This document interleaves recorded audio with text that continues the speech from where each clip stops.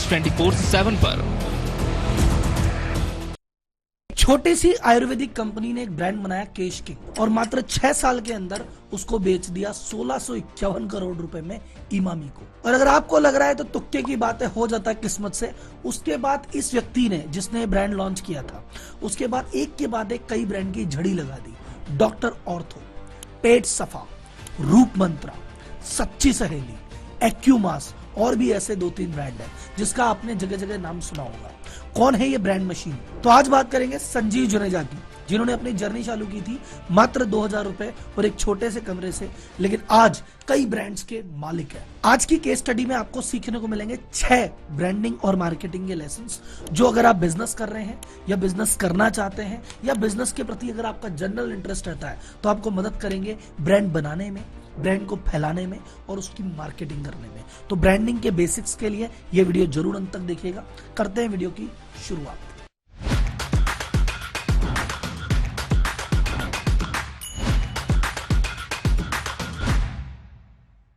हमारी आज की कहानी के जो हीरो हैं वो है संजीव जुनेजा जी।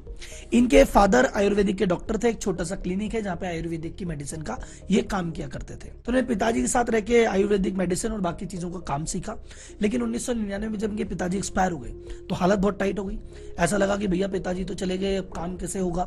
एक ऑप्शन था, भैया क्लिनिक विनिक बंद कर देते हैं और अपने लेवल पे कुछ और चालू कर देते हैं। लेकिन फिर इन्होंने कहा नहीं यार, पिताजी की विरासत है, इसी को आगे बढ़ाते हैं। तो माताजी से 2000 रुपए उधार लिए और वो जो छोटा सा ऑफिस था जहां पे इनका काम चला करता था, वहीं से बिजनेस की एक नई शुरुआत की। तो उसके बाद जब खुद सेल्फ बिजनेस चालू किया तो कई छोटे मोटे प्रोडक्ट बनाए, ठीक ठाक सफलता मिली, काम थोड़ा चला, थोड़ी हायरिंग बढ़ी। लेकिन जो असली टर्निंग पॉइंट था वो था सन 2008। जितने भी आइकॉनिक प्रोडक्ट हुए हैं ना, ओनर की खुद की प्रॉब्लम या खुद की डिफिकल्टी की वजह से वो निकले। जैसे एडिडास है, तो एडिडास में जो बंदा था जिसने लॉन्च किया था एडी डेस्लर, वो बंदा भाई साहब उसको जूते चाहिए थे, जूते मिल नहीं रहे थे, उसने कहा मैं ही बना लेता हूं, तो एडिडास बन गया। रेडबुल का जो ओनर था, ये बैंकॉक में किसी काम से आया था, जेट लैग हो रहा था, परेशान था, एक कोई ड्रिंक लिया, इनको लगा रहे तो बहुत बढ़िया है, उसने रेडबुल लॉन्च कर दिया। तो जब किसी ओनर को खुद को कोई दिक्कत एक्सपीरियंस होती है, वो उसको पहले दूर करता है, फिर सोचता है तो चीज अच्छी है, क्यों ना इसको मार्केट ही कर लूं। जैसे इनकी फोटो आप देख रहे हैं, एकदम हैंडसम आदमी है। अब एक दिन इनको लगा यार मेरे बाल झड़ रहे, अब उनका बाल झड़ेंगे तो हैंडसम बना कहाँ वापस रहेगा, यार इसके लिए कुछ करें। तो आयुर्वेदिक में कुछ तो सीखा था, प्रयास किया, एक्सपेरिमेंट किया, एक फॉर्मूला बनाया, खुद तो अप्लाई किया, देखा यार बाल झड़ने रुक गए। तो जब पता चला है प्रोडक्ट तो असर करता है तो मजा आ गया। तो उसने सोचा इसको कमर्शियलाइज कर देते हैं, इस प्रोडक्ट को बेचते हैं।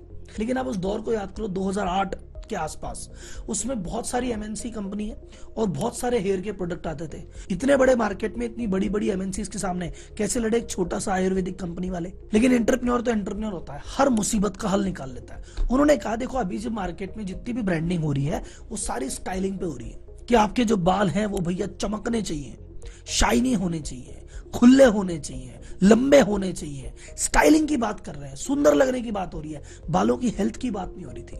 उन्होंने कहा मैं हेल्थ की बात करूंगा, मैं बोलूंगा अरे सुंदर वंदर तो इनसे कर लो, लेकिन अगर बाल झड़ने लग जाए तो भैया मेरे पास आ जाना। तो मार्केट में नीश क्रिएट किया। इस नीश को टेस्ट करने के लिए शुरुआती 2 साल ये खुद दुकानों पे गए। इन्होंने कहा इनका प्रोडक्ट भैया कैसे बिकेगा, मेडिकल की दुकान से या जनरल स्टोर से। तो ये शुरुआत में खुद जनरल स्टोर पे जाते थे, एक एक शीशी हाथ से बेचते थे, फायदे उसके बताते थे, फिर उनकी प्रॉब्लम सुनते थे और मार्केट से इंसाइट इकट्ठे करने लगे कि बाजार में क्या चल रहा है क्या नहीं चल रहा है। और उन्हें उस दौरान मेडिकल वालों को और जितने भी डिपार्टमेंट वाले हैं इनको अच्छा खासा डिस्काउंट या अच्छा खासा मार्जिन दिया कि यार तुम इस बड़े ब्रांड की बोतल बेचते हो, 2 रुपए मिलते हैं, मेरी बोतल भेजो 20 रुपए मिलेंगे।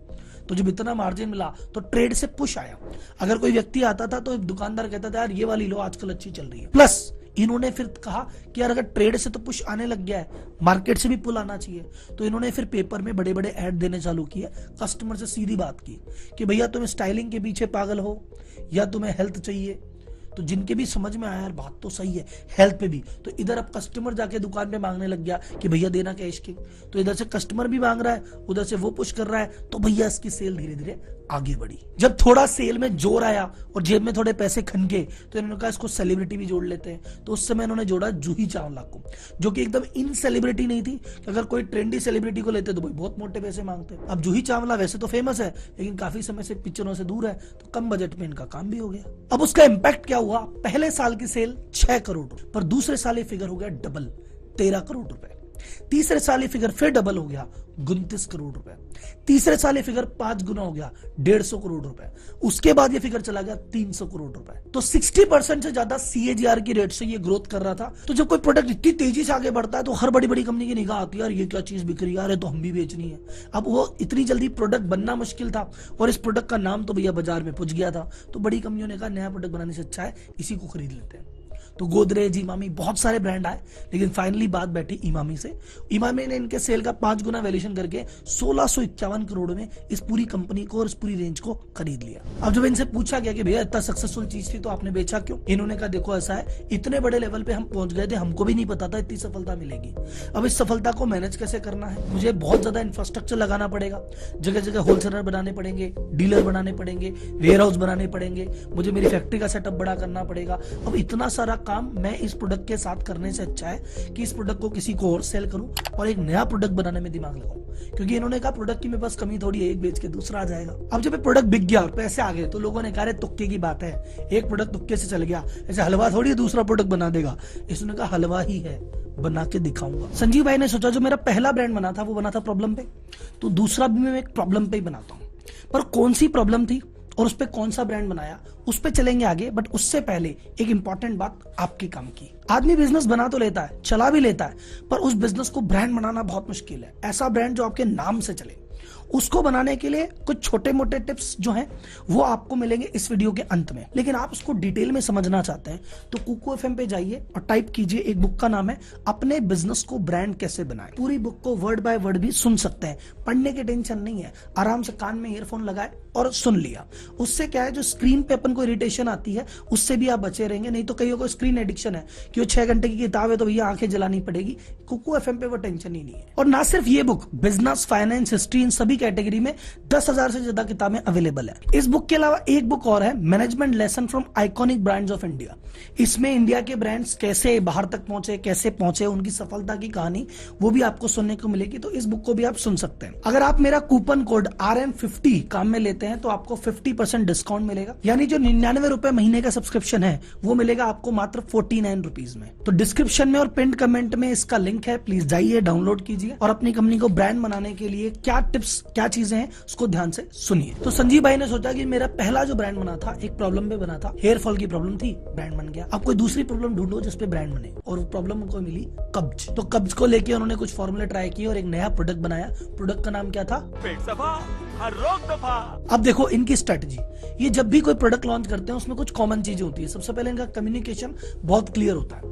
ये कहते हैं प्रोडक्ट का नाम ही ऐसा रख दो जिसके नाम से ही पता पड़ जाए कि प्रोडक्ट करता क्या है। केश किंग, कुछ बालों में लगाने की चीज है भैया। पेट सफा, अरे पेट साफ कर देता है भाई साहब। सेकंड चीज, ये हर बार क्या करते हैं, बाजार में पुल लाने के लिए, कस्टमर का ध्यान खींचने के लिए सेलिब्रिटी लेके आते हैं। केश किंग में क्या लाए थे? जूही चावला। यहाँ पे क्या लेके आए? राजू श्रीवास्तव। और उसके बाद वही ट्रेड डिस्काउंट देने की तो परंपरा ही कि ज्यादा से ज्यादा पैसा होलसेलर को दो ताकि वही प्रोडक्ट को पुश करें, इधर ऐड कर दो तो कस्टमर आएगा। तो ये पेट सफा प्रोडक्ट है, ये भी अपने आप में एक सुपर हिट प्रोडक्ट साबित हुआ। अब आता है तीसरा प्रोडक्ट। अब उन्होंने कहा सर जी कब्ज का बना लिया, बाल का बना लिया, और क्या बनाए? अरे आदमी बूढ़ा भी तो होता है, जोड़ों में दर्द भी तो रहता है, तो एक नया प्रोडक्ट बनाते हैं, उसका नाम है डॉक्टर ऑर्थो। अब इसमें देखो कौन सा ट्रेंड फॉलो कर रहे हैं। प्रोडक्ट के नाम से ही पता पड़ जाता है कि प्रोडक्ट क्या करता है। तो डॉक्टर ऑर्थो यानी डॉक्टर से रिलेटेड है, ऑर्थो मतलब ऑर्थोपेडिक जो लोग होते हैं उनके काम की चीज, नाम से पता चल रही है। इन्होंने टैगलाइन क्या दी? दर्द भी घुटने टेकेगा, जोड़ों के दर्द की बेजोड़ दवा। टैगलाइन कितनी क्लियर है, जैसे पेट सफा की भी क्लियर थी, इसकी भी क्लियर है, केश किंग की भी क्लियर थी।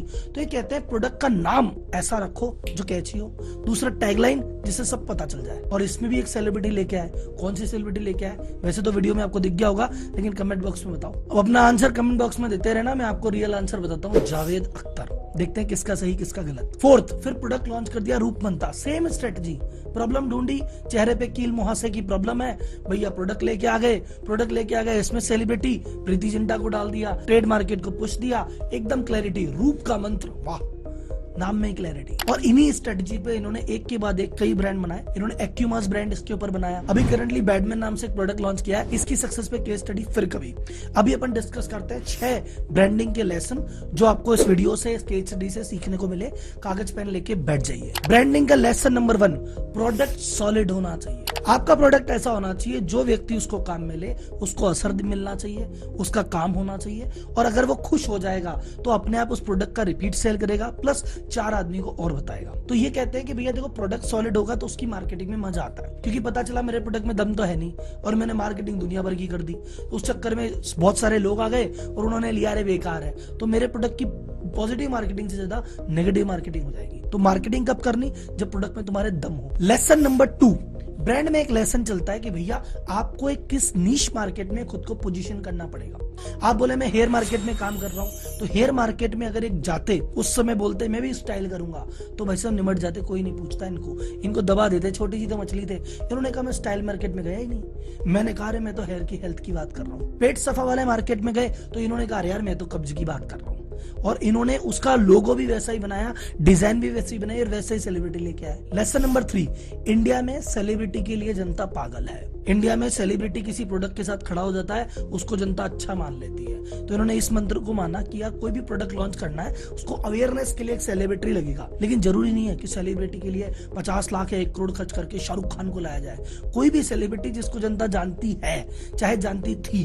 वो तब ताजा है, पुराना है, बस एक नॉन फेस होना चाहिए, प्रोडक्ट उड़ जाएगा। लेसन नंबर 4, ये तो इतनी बार आपने रिपीट कर लिया, क्लियर कम्युनिकेशन। आपने कभी केश किंग का अखबार में ऐड पढ़ा हो, बहुत एकदम तसल्ली से पैराग्राफ बना के लिखते थे, क्या आपके बालों में ये वह समस्या है, ये इन कारणों से आती है, ऐसा करने से दूर हो जाएगी और ये रहे रिजल्ट। डॉक्टर ऑर्थो का भी ऐसे ही आता है, इसमें ये चीजें डली हुई है, इससे ये होता है। एकदम क्लियर कम्युनिकेशन की जो एक सामान्य व्यक्ति है समझ सके ये प्रॉब्लम क्या है और ये सॉल्व कैसे करेगी और एक बंदे का कनेक्ट बने, और सेलिब्रिटी तो है ही। लेसन नंबर 5, इन्होंने जब शुरुआत में केश किंग लॉन्च किया था, पहले 2 साल तक खुद गली गली दुकान दुकान जाके छोटे एरिया में बेचा। जब रिजल्ट आया तो उसको बड़ा किया, फिर रिजल्ट आया तो और बड़ा किया।